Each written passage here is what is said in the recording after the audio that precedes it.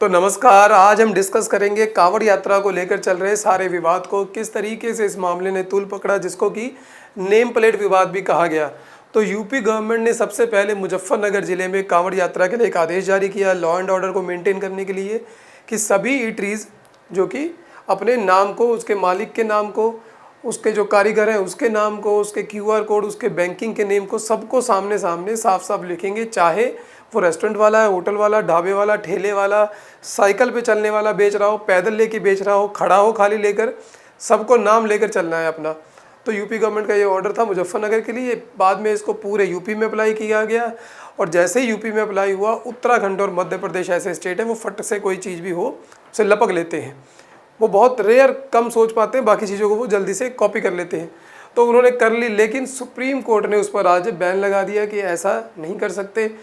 पूरा detailed order तो अभी बहुत बाद में आएगा, अभी बहुत डिस्कशन चलेंगी, कॉन्स्टिट्यूशनल प्रोविजन पे बहस चलेगी, तब जाकर एक फ़ैसला आएगा जो एक रेफरेंस पॉइंट बनेगा कि आखिर ऐसे फैसले सही हैं या गलत है।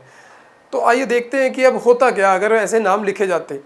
तो कांवड़ यात्रा रूट बहुत लंबा है, उसको भी देखेंगे हम। तो इस तरीके से हो जाता है कि न्यू बाबा स्वीट्स अगर किसी की दुकान का नाम था तो किसी को मालिक का नाम नहीं पता था, भले ही उनके पहनावे बोलचाल से कोई समझ जाए, लेकिन रूटीन में आदमी नहीं समझ पाता। तो यूपी गवर्नमेंट का कहना था कि ऐसे पूरा क्लियर लिखो कि सलीम अहमद मोहम्मद नौशाद मालिक है और इसका जो कारीगर है लियाकत है, और फिर कावड़ भाई जो है वो डिसाइड करें कि इससे खाना है कि नहीं खाना है।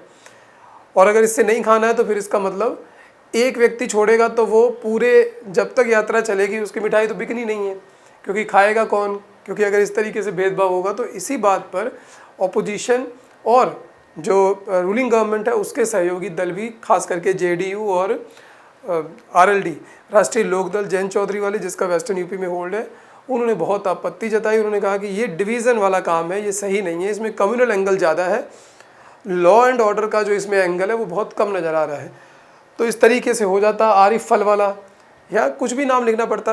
यहाँ पर एक बात को ध्यान में रखना है, जो ऑपोजिशन कह रही है कि ये नाजी जर्मनी वाला काम चल रहा है जो ज्यूज़ के साथ किया गया था। ज्यूज़ को कहा गया था कि तुम अपनी दुकानों के ऊपर क्लियरली लिखो जुडेन, ताकि पता लग जाए कि तुम्हारी दुकान है, फिर हम नहीं लेंगे तुमसे सामान।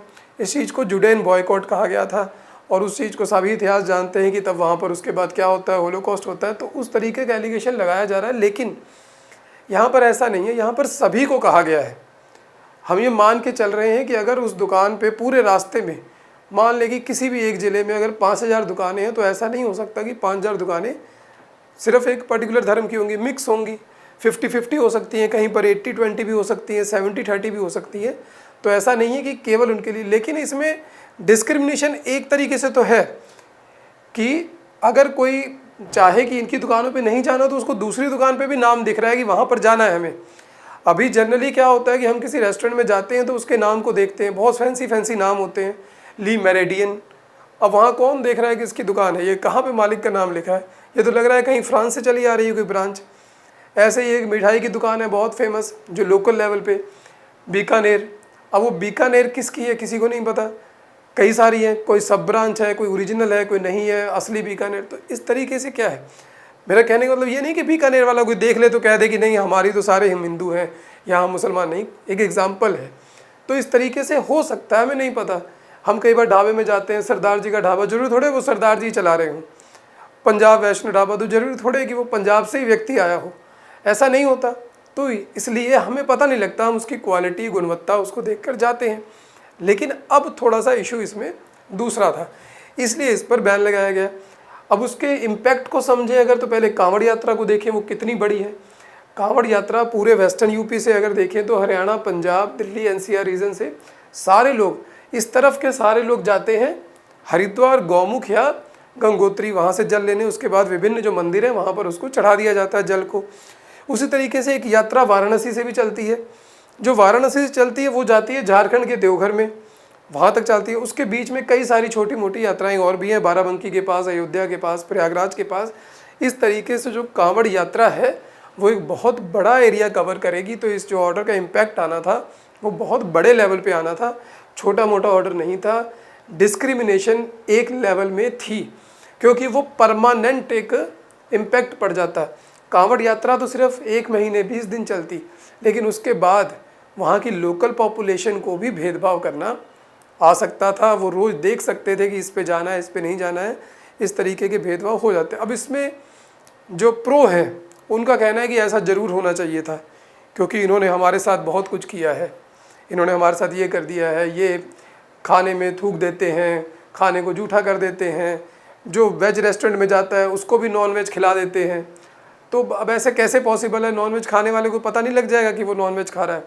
तो इस तरीके की बातें हैं, इस तरीके से करके इसको डिवाइड करने की कोशिश की गई, लेकिन अभी फ़िलहाल ये हुआ नहीं है, ऑर्डर पे रोक लग गई है। फिर दूसरा एक आर्ग्यूमेंट और आ रहा है जो प्रो है, कि जो हलाल, कि भाई अगर तुम अपना नाम क्यों लिखने में डर रहे हो, तो फिर जब हलाल लिखते हो तो क्यों लिखते हो। हलाल प्रोडक्ट का मतलब हो गया कि ये उन तरीक़ों से बनाया गया है जो इस्लामिक लॉ, जो इस्लामिक ग्रंथ हैं उनमें जिस तरीके का उसका मेंशन किया गया है, यानी कि वो हलाल है, प्योर है, उसी को खाना है जो इस्लाम को मानने वाले लोग हैं। यूपी गवर्नमेंट ने पिछले साल हलाल प्रोडक्ट को बैन कर दिया था food safety and standard act के जो सेक्शन 20 क्लॉज नंबर 20 और 2 है, 20(2) के अंडर। तो उनका कहना है कि फिर ये क्यों कर रहे थे, हलाल प्रोडक्ट क्यों, तुम क्यों कहते हो कि फिर हलाल खाना है, तुम भी किसी से भी खा लो। तो देखिए बात यहाँ दोनों तरफ से सही है, दोनों तरफ से सही इसलिए है कि कहीं ना कहीं पर दोनों धड़ गलत है। अगर वो हलाल के लिए कह रहे हैं कि हमें हलाल खाना हमारे धर्म में कहा है, तो फिर दूसरा भी यही कहेगा कि हमारे धर्म में कहा गया है हमें तुमसे नहीं खाना। तो इस तरीके से तो ना भारत चलेगा, ना कभी समाज चला है, ना कभी चला था, ना चल सकता है, ये पॉसिबल नहीं है। तो इसमें रूल एंड जो लॉ एंड ऑर्डर की तो बात थी ही, एक तरीके से हलाल वाले कंसेप्ट को काउंटर करने की भी एक जगह पर कोशिश की गई, ताकि इसको भी थोड़ा सा मामले को दबाया जा सके, ताकि समझ में आ जाए कि दोनों लोग आराम से मिलजुल कर रहो, नहीं तो बिजनेस करना मुश्किल हो जाएगा। तो अब इसमें एक इशू आ रहा था कि कौन कौन से जो कॉन्स्टिट्यूशन के प्रोविज़न है उन पर अटैक हो रहा है। तो असउद्दीन ओवैसी साहब का कहना है कि आर्टिकल 17 का इस पर मतलब कि यूज़ हो रहा है, अनटचेबिलिटी। तो देखिए अनटचेबिलिटी, अछूत वो बिल्कुल अछूतों के लिए थी। अनटचेबिलिटी का मतलब वहाँ पर अंग्रेजी का शाब्दिक अर्थ नहीं था। अनटचेबिलिटी वहाँ पर उस पर्टिकुलर कैटेगरी के लिए थी जिसके साथ सदियों से अछूत वाला व्यवहार, कि जिनको छूना नहीं है, उनको दूर रखना है, उनके साथ जो व्यवहार किया जाता था उसके लिए था। उसका शाब्दिक अर्थ अनटचेबिलिटी का ये नहीं था कि अगर उनकी दुकान पे कोई नहीं जाए तो वो हो जाएगा, तो वो वहाँ पे तो गलत है वो। लेकिन आर्टिकल 15, आर्टिकल 21 जो राइट टू लाइफ है, जीने का अधिकार, अगर किसी की दुकान ही नहीं चलेगी तो उसका राइट टू लाइवलीहुड, जो उसको कमाने का, पैसे कमाने का जरिया है, वो भी नहीं रहेगा। तो आर्टिकल 19 और आर्टिकल 21 का तो हनन हो ही रहा है। दूसरा आर्टिकल 15 का भी हो रहा है, जहाँ पर स्टेट को भी और जो नॉर्मल सिटीजन है उसको भी मनाही है कि prohibition of discrimination on ground of religion, race, caste, sex, place of birth, कि इन चीज़ों पर, सेक्स पर, प्लेस ऑफ बर्थ पे, रेस पर, रिलीजन पर, इस पर भेदभाव नहीं किया जा सकता, स्टेट के द्वारा भी नहीं किया जा सकता। जैसे अब ऑर्डर किसने लगाया था, ये स्टेट ने। तो अगर रिलीजन के नाम पर वहाँ पर भेदभाव होता तो स्टेट भी नहीं कर सकती, सिटीजन भी नहीं कर सकता, सिटीजन को भी नहीं करवाया जा सकता, स्टेट कर नहीं सकती, सिटीजन को डिसेबल नहीं किया जा सकता। Only on ground of sex, इसमें ओनली का मतलब है कि केवल रिलीजन के नाम पे। सरकार का ऑर्डर नहीं कह रहा, लेकिन उसका जो इन्फ्रेंस है वो ओनली ही निकल रहा है, वो रिलीजन के नाम पर ही भेदभाव उसमें से निकल कर आ रहा है। तो यहाँ पर दो चीज़ें तो क्लियरली लग रही हैं। और तीसरा भी है access to shops, public restaurant, hotel, place of public entertainment, कि वहाँ पर भी कोई भेदभाव नहीं किया जाएगा रेस्टोरेंट में जाने के लिए।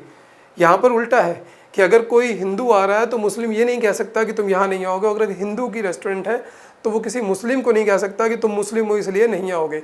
तो क्लियर वायलेशन यहाँ पर इनडायरेक्टली आर्टिकल 15 की दिखती।